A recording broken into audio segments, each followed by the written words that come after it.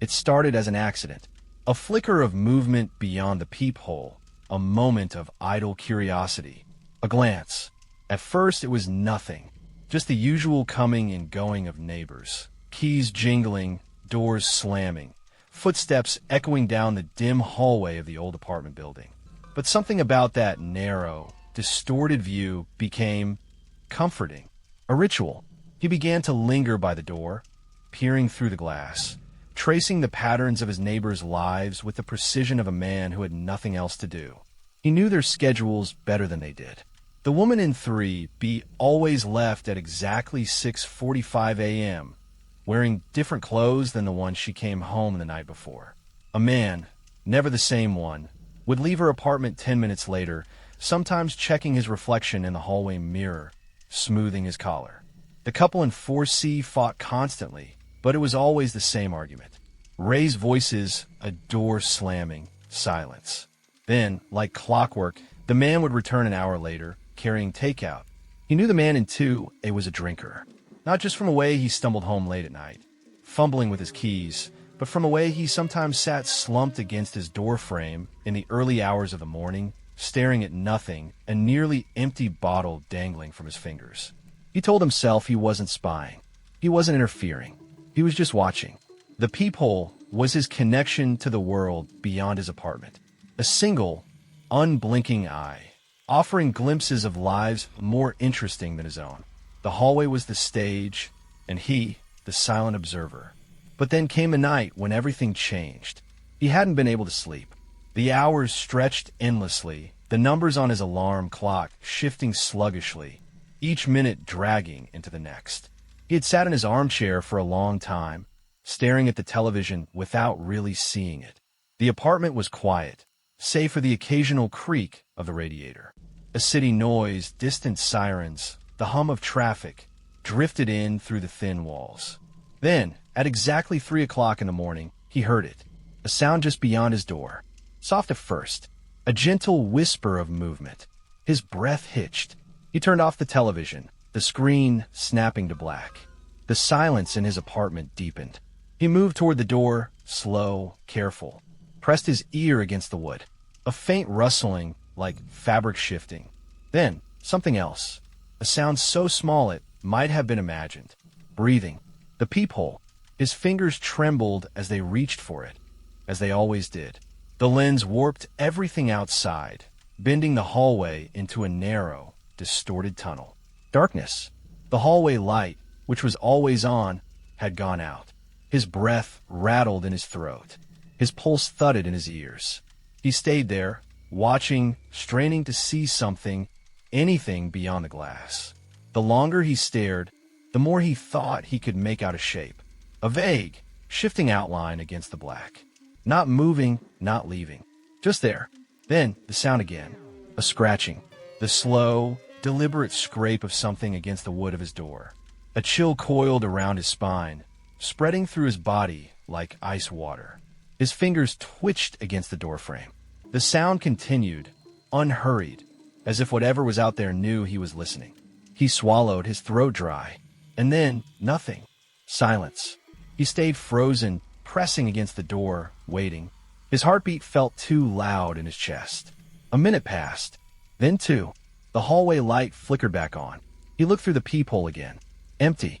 Just the hallway, stretching out like always, doors lining either side. Everything exactly as it should be. No sign of anything out of place. No footprints. No retreating figure. No explanation. He stepped back, suddenly aware of how hard he was gripping the doorframe. His fingernails had dug into the wood. It was nothing, he told himself. A late-night wanderer, someone returning home drunk. Maybe a neighbor's cat had gotten loose again. He forced himself to move away from the door, away from the peephole.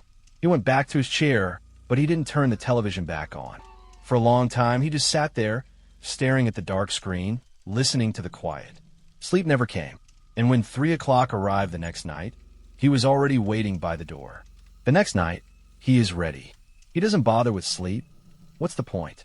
His body aches from exhaustion, his eyes burn, but his mind is sharp, honed into something singular and focused. He waits by the door, hands clenched into fists, breath shallow. The numbers on the clock shift, counting down to the inevitable. 3 o'clock in the morning.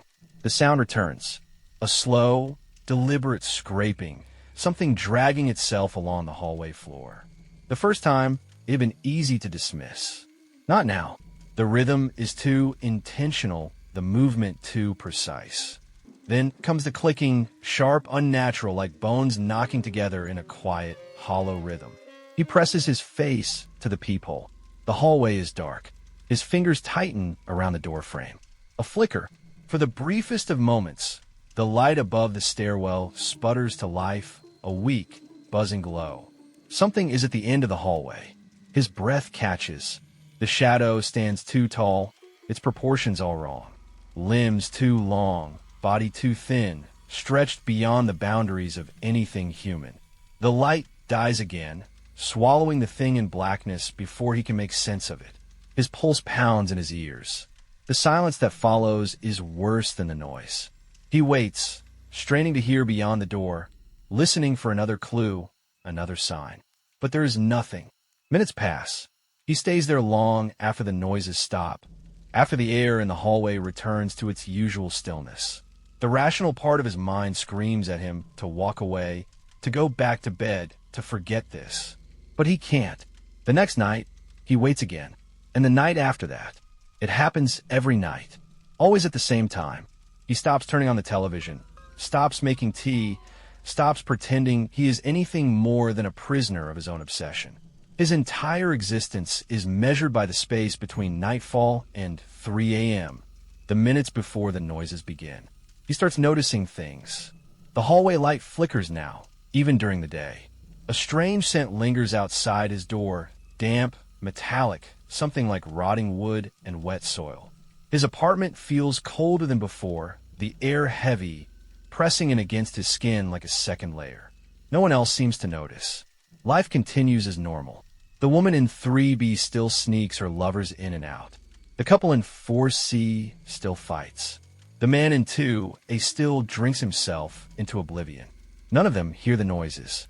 None of them see it. He wonders how that can be possible. He wonders how long that will last. On the 6th night, something different happens. The hallway remains silent. For a moment, he dares to believe it's over. That maybe, just maybe, it was some elaborate trick of his mind. His body sags against the door, relief curling through his ribs. Then a door creaks open. He flinches, eyes snapping back to the peephole. His neighbor, the chain-smoking man from across the hall, steps out. He is barefoot, dressed in nothing but a thin shirt and sweatpants. He rubs at his face, muttering to himself as he reaches into his pocket, fumbling with a lighter. The old man watches, breath held. Maybe now, finally, someone else will hear it. Someone else will see. The hallway remains still. For a moment, it is almost normal. Then, the darkness moves. It is subtle at first, a shifting in the air, a bending of the shadows at the end of the corridor. The light above flickers weakly. The man doesn't notice. The shape emerges. Long limbs stretch forward, moving with an unnatural, boneless grace. Its head tilts slightly, eyes too large, too hollow. It doesn't walk. It glides, its body folding and unfolding in slow, precise movements. The old man's stomach twists. The smoker exhales a cloud of smoke, oblivious. The thing watches him. Then, faster than thought, it lunges. Its limbs snap forward, wrapping around the man with horrifying ease. His cigarette falls from his fingers, spiraling to the floor. His body jerks, his mouth opening. But no sound comes out. The old man wants to scream. He wants to do something, but his throat locks tight, muscles frozen. He watches, helpless, as the creature pulls the man into the dark. There's a wet, sucking sound. Then nothing. The hallway is empty. The light flickers once, then steadies.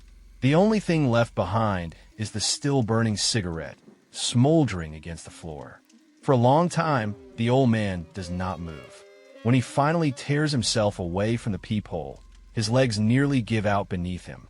His breathing is shallow, his skin cold with sweat. He stumbles toward his chair, collapsing into it, staring at the opposite wall without seeing it. Morning comes. When he dares to open his door, The hallway is as it always is. No sign of struggle, no blood, no screams. Except the trail. Faint, almost imperceptible. A thin, dark smear of something that leads up the stairs. Toward the attic, he doesn't call the police at first. Maybe it's denial. Maybe it's fear. Maybe it's because, deep down, he already knows the truth. But someone else reports the disappearance. The officers come, their heavy boots echoing down the hallway, their voices low and impassive. They check the man's apartment. They check the stairwell. They follow the trail. Nothing. No body. No footprints. No sign of forced entry. Just a single smear of blood that they dismiss as an animal attack. The case is closed before it even begins. The old man watches them leave. He closes his door, bolts it shut. That night, he stands by the peephole. The hallway is empty. But he knows, with a terrible certainty, is still out there. The hallway is no longer just a hallway. It has become something else, something wrong, a space that exists outside of the normal, mundane world. It belongs to the creature now, that thing that took the smoker. The old man no longer cares about his neighbors. He doesn't care about their arguments, their affairs, their drunken missteps. Their lives are insignificant details in the periphery of something much larger, much darker. Now he watches for it. Every night, without fail, it comes. The sounds are worse now. The tapping starts first, slow, deliberate, the light click-click-click of something impossibly thin dragging itself across the floor. It moves like an insect, jointed and unnatural, but the weight of it suggests something larger, something heavy. Then comes the breathing. Vet, deep. The air shifts when it moves, pressing against the door, rattling the old hinges as if the space outside is struggling to contain it. He does not sleep anymore. At night, he waits by the door, hands curled into fists, knuckles pressing into his thighs to keep himself steady. The darkness behind the peephole pulses, watching, though he is yet to see it again. But he feels it. Every night, at exactly 3 o'clock, the air thickens, the sounds creep forward, and he knows it is there. It lingers. It waits. And then, just as suddenly as it arrives, it is gone. He should leave. He knows this. But the idea of stepping into that hallway, of exposing himself to whatever is waiting, feels more impossible than staying. It is a cage, this apartment. But at least it is a cage with walls, with a door, with a lock. Then, on the 9th night, everything changes. The tapping starts later than usual, beginning at 3:02 instead of exactly 3. This detail, small and otherwise meaningless, sends a ripple of cold through his stomach. It has never been late before. It wants him to notice. It wants him to know. The tapping slows, stops. Then silence. A long pause. The old man leans toward the peephole, pulse hammering against his ribs. It is standing right there. A face, pale and hairless, stretched too tight across an elongated skull. Its mouth, jagged and wrong, is too wide, the skin barely containing the curvature of its teeth. And its eyes? The old man does not understand how something without pupils can stare. But it does. It does not blink. It does not move. It only watches. Something inside his chest clenches, a physical reaction so intense that his body seizes. A sharp inhale forces its way into his throat, but he does not scream. He must not scream. It stands there, motionless, close enough that the old man can make out the slight rise and fall of its chest. It is breathing, slow, deliberate, waiting. His entire body is trembling, muscles locked, heart pounding too hard against his ribs. He fights the shaking, fights the rising nausea twisting through his gut, fights the terror creeping into every nerve. Seconds stretch into eternity, and then it lifts one hand. Long fingers, thin as bone, press gently against the peephole from the other side. Something inside the old man breaks. He stumbles back, a strangled gasp finally escaping his lips as he crashes against the wall behind him. His legs give out, sending him to the floor, his knees slamming into the hardwood with a force that should hurt but barely registers. His breath comes too fast, too shallow. Silence. For long, unbearable minutes, he stays where he is, pressing himself against the wall, waiting. Finally, with excruciating slowness, he forces himself forward. He must look. He must. His hands shake as he presses his face against the door once more. The peephole distorts everything, stretches it, warps it. The hallway is empty. It is gone. The old man's chest heaves as he forces himself to stand. His legs threaten to give way, but he locks his knees, steadying himself. He is about to turn away when he hears it. A whisper, thin, dry, crawling through the crack beneath the door. It says his name. The whisper does not fade. It lingers, curling through the crack beneath the door like a thread of smoke, slipping into the room, into his ears, into his thoughts. The way it speaks his name is all wrong, drawn out, stretched thin, as if trying to understand the weight of the syllables on something inhuman. The next night, the knocking starts. A gentle tap, tap, tap, like fingertips brushing the wood. It is almost polite, almost patient, but he knows better. The sound worms its way into his spine, settling there, buzzing beneath his skin. It knows he is listening. He stays frozen in his chair, hands curled tight in his lap, trying to convince himself it will stop. It always does, but this time it doesn't. The tapping grows insistent, turning into something heavier, knuckles rapping against the doorframe in a steady rhythm. Each strike sends a dull vibration through the thin wood. His breath hitches, then silence, a pause, a test. The peephole calls to him. He resists, teeth clenched, body rigid. Another knock. This one is harder. His hands tighten around the arms of the chair. The old wood creaks beneath his grip. He cannot move. Then the first true blow lands. It is not a knock. It is something else, something heavier, angrier. The entire door shakes in its frame, the sound deep and hollow, as if the thing outside has finally grown tired of waiting. The old man's breath stutters. His heart slams against his ribs. Then comes the scratching. Not the slow, deliberate scrape he heard before, but something desperate.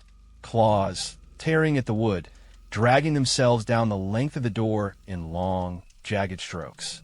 A warning, a promise. The old man bolts to his feet, stumbling, his body barely listening to him anymore.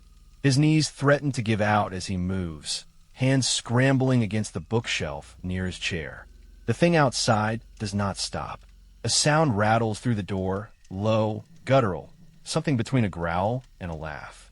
The handle jiggles once, twice. It is testing the lock, his hands close around the bookshelf, dragging it forward. The old wood groans in protest, but he does not stop, does not think. He shoves it against the door with all the strength left in his trembling body. The weight of it presses against the frame. The thing pauses. The silence is worse than the sound.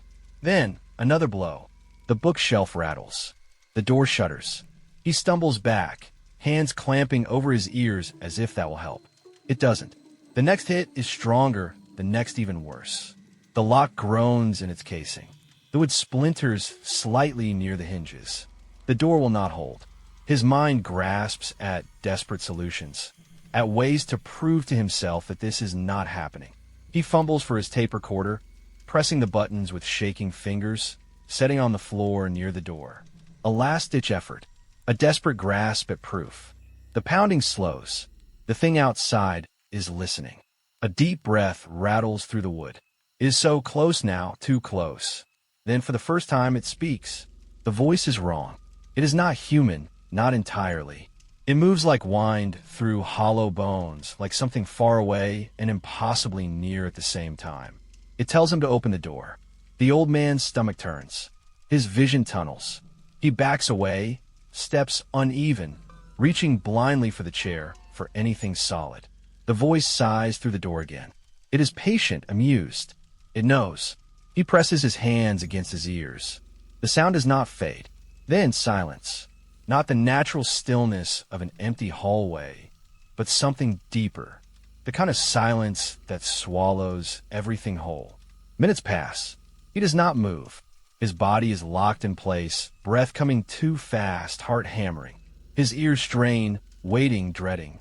Nothing. He forces himself forward, knees threatening to buckle, hands trembling as he reaches for the tape recorder. His fingers slip over the buttons, shaking as he stops the recording. He stares at the small machine in his hands, forcing himself to breathe. Then, he rewinds the tape. The seconds spool backward, winding the events of the last few minutes into something tangible, something real. He presses play. Silence. The tape is blank. His pulse stutters. He rewinds further. Presses play again. Still nothing. The old man feels something deep inside him crack. His hands begin to shake harder, the tape recorder slipping from his fingers, landing against the hardwood with a hollow thud. The knocking does not return, but he knows, with a certainty that turns his stomach to ice. This is not over. If you're hearing this, you've been warned. The recording begins with static, the faint hum of an old tape flickering to life. A ragged breath, uneven and shallow. The sound of trembling hands adjusting the device. The rustling of fabric as the old man shifts. His voice comes through, weak, barely a whisper. He has not slept in days. He says this like a confession, like an apology. The door is cracking. The bookcase isn't enough anymore. The thing outside knows he saw it, knows he listens. The hallway is not a hallway. Not anymore. His voice hitches, a sound like a dry swallow, before he continues. The knocking has become something worse. Not just pounding, but something else, something moving in the walls. He can hear it now, deep in the structure of the building, as if it has stretched its limbs through the beams, through the pipes, winding itself through the place like veins. The air is thicker. The floor creaks when it should not. It does not wait for 3 a.m. anymore. The tape crackles with shifting movement. He is pacing now, voice growing unsteady. He cannot leave. He has tried. The hallway does not let him. Every time he turns the lock, something changes. The walls feel closer, the shadows stretch longer, and the air feels like it is pressing against him rather than around him. The lights flicker, even when he stares at them. He tried calling for help. The police stopped answering. His phone does not work. The numbers on his clock flicker, stuttering, resetting, as if time itself is breaking. A thud interrupts the recording. Not from him, from outside the door. The breath on the tape is sharp, rattling. The old man goes quiet. The microphone picks up the faintest sound, scratching. Long, deliberate, the slow drag of fingers or claws over wood. A soft creak follows. The door shifting in its frame. The hinges groan, exhausted. His voice returns, whisper thin. He had thought he was watching them, but something was always watching him. A sharp noise with splitting. His breathing grows rapid, near frantic.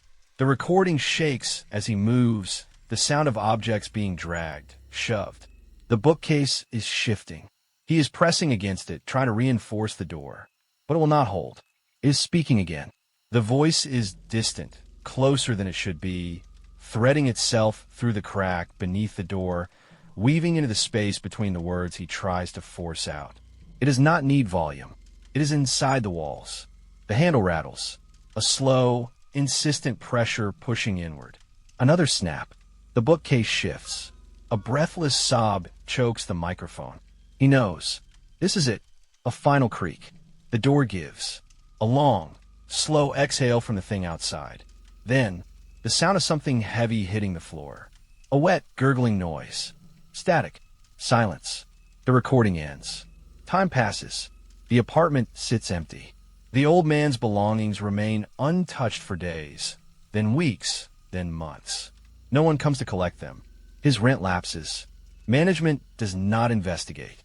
Eventually, the unit is marked for re-rental. The door, its frame warped, its hinges barely holding, remains in place. When the new tenant arrives, they find a tape recorder among the old man's things.